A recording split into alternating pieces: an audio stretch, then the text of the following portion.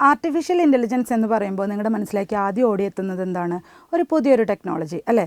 ഏറിപ്പോയിട്ടുണ്ടെങ്കിൽ ChatGPT അല്ലെങ്കിൽ എന്താണ് ഒരു ഫോട്ടോസോ വീഡിയോസോ ജനറേറ്റ് ചെയ്യാനുള്ളൊരു ടൂള് അല്ലേ? അതിനപ്പുറം എന്തെങ്കിലും ഉണ്ടോ ആർട്ടിഫിഷ്യൽ ഇൻ്റലിജൻസ് എന്ന് പറയുമ്പോൾ? ഇല്ല അല്ലേ? അതല്ലാതെ നമ്മുടെ ഡെയിലി ലൈഫിൽ ആർട്ടിഫിഷ്യൽ ഇൻ്റലിജൻസ് എവിടെയെങ്കിലും അപ്ലൈ ചെയ്യുന്നുണ്ടോ? നമുക്ക് നോക്കാം. അതിൻ്റെ മുന്നായിട്ട് ആർട്ടിഫിഷ്യൽ ഇൻ്റലിജൻസ് എന്ന് പറയുമ്പോൾ എന്താണ്?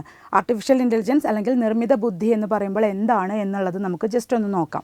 ആർട്ടിഫിഷ്യൽ ഇൻ്റലിജൻസ് എന്ന് പറയുകയാണെങ്കിൽ ഹ്യൂമൻ ഇൻ്റലിജൻസ് അല്ലേ? നമുക്ക് ഇൻ്റലിജൻസ് ഉണ്ട്. എന്തൊക്കെ ടൈപ്പ് ഓഫ് ഇൻ്റലിജൻസ് എന്ന് പറയുമ്പോൾ എന്തൊക്കെ ടൈപ്പാണ് പറയുന്നത്?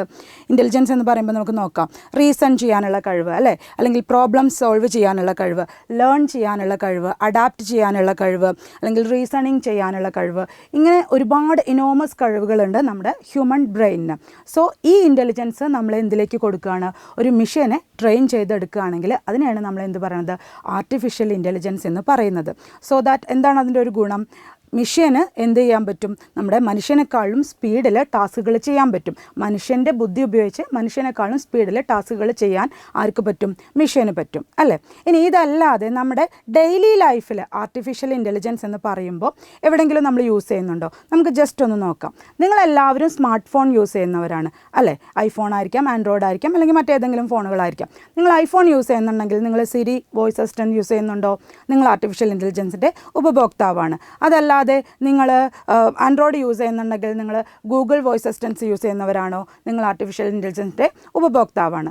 ഇതല്ലാതെ നിങ്ങൾ സാധാരണ സ്മാർട്ട് ഫോൺ യൂസ് ചെയ്യുന്ന സമയത്ത് നിങ്ങൾ ഫേസ് റെക്കഗ്നിഷൻ ഓപ്പൺ ചെയ്യാനും അത് ക്ലോസ് ചെയ്യാനും ഒക്കെ ഫേസ് റെക്കഗ്നിഷൻ യൂസ് ചെയ്യുന്നുണ്ടോ? എങ്കിൽ നിങ്ങൾ ആർട്ടിഫിഷ്യൽ ഇൻ്റലിജൻസിൻ്റെ ഉപഭോക്താവാണ്.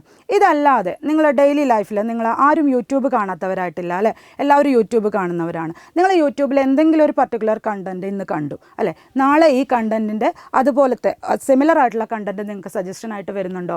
നിങ്ങൾ ആർട്ടിഫിഷ്യൽ ഇൻ്റലിജൻസിൻ്റെ ഉപഭോക്താവാണ്. ഇനി ഇതല്ലാതെ നിങ്ങൾ എന്തെങ്കിലും ഒരു പർട്ടിക്കുലർ പ്രൊഡക്റ്റ്, വാച്ച് ആയിക്കോട്ടെ, ഷൂസ് ആയിക്കോട്ടെ, എന്തെങ്കിലും ഒരു ക്യൂരിയോസിറ്റി കൊണ്ട് നിങ്ങൾ ഏതെങ്കിലും ആമസോണിലോ ഫ്ലിപ്കാർട്ടിലോ പോയി നോക്കുന്നുണ്ടോ? പിറ്റേ ദിവസം മുതൽ നിങ്ങളുടെ എല്ലാ സോഷ്യൽ മീഡിയയിലും, അത് ഇൻസ്റ്റാഗ്രാം ആയിക്കോട്ടെ, ഫേസ്ബുക്ക് ആയിക്കോട്ടെ, മറ്റേത് സോഷ്യൽ മീഡിയ ആയിക്കോട്ടെ, അതിലെല്ലാം നിങ്ങൾക്ക് ആ പർട്ടിക്കുലർ പ്രൊഡക്റ്റിൻ്റെ ആഡ്സ് കാണാൻ കഴിയും ഇല്ലേ? അത് ആർട്ടിഫിഷ്യൽ ഇൻ്റലിജൻസ് നിങ്ങൾക്ക് പേഴ്സണലൈസ് ആയിട്ട് തരുന്ന സജഷൻസ് ആണ്. സോ നിങ്ങൾ അവിടെയും എന്താണ്? ആർട്ടിഫിഷ്യൽ ഇൻ്റലിജൻസിൻ്റെ ഉപഭോക്താവാണ്. സോ ഇതല്ലാതെ നിങ്ങൾ മ്യൂച്വൽ ഫണ്ട് യൂസ് ചെയ്യുന്നവരാണോ? അവിടെ നിങ്ങൾക്ക് ഏതെങ്കിലും പർട്ടിക്കുലർ ഷെയർ പ്രഡിക്റ്റ് ചെയ്ത് തരുന്നുണ്ടോ? അതായത് നിങ്ങൾക്ക് ഷെയർ ഹൈ ആയി വരും അല്ലെങ്കിൽ ലോ ആയിട്ട് വരും എന്നുള്ള പ്രഡിക്ഷൻസ് നിങ്ങൾ കാണുന്നുണ്ടോ? അവിടെ നിങ്ങൾ എന്ത് യൂസ് ചെയ്യുന്നുണ്ട്? ആർട്ടിഫിഷ്യൽ ഇൻ്റലിജൻസ് യൂസ് ചെയ്യുന്നുണ്ട്. ഇങ്ങനെ നമ്മുടെ ഡെയിലി ലൈഫിൽ നമ്മൾ അറിയാതെ ഒട്ടേറെ മേഖലകളിൽ നമ്മൾ ആർട്ടിഫിഷ്യൽ ഇൻ്റലിജൻസിൻ്റെ ഉപഭോക്താവാണ്. സോ ഇനിയും ഒരുപാടുണ്ട്, നിങ്ങൾക്കത് കണ്ടെത്താവുന്നതാണ്.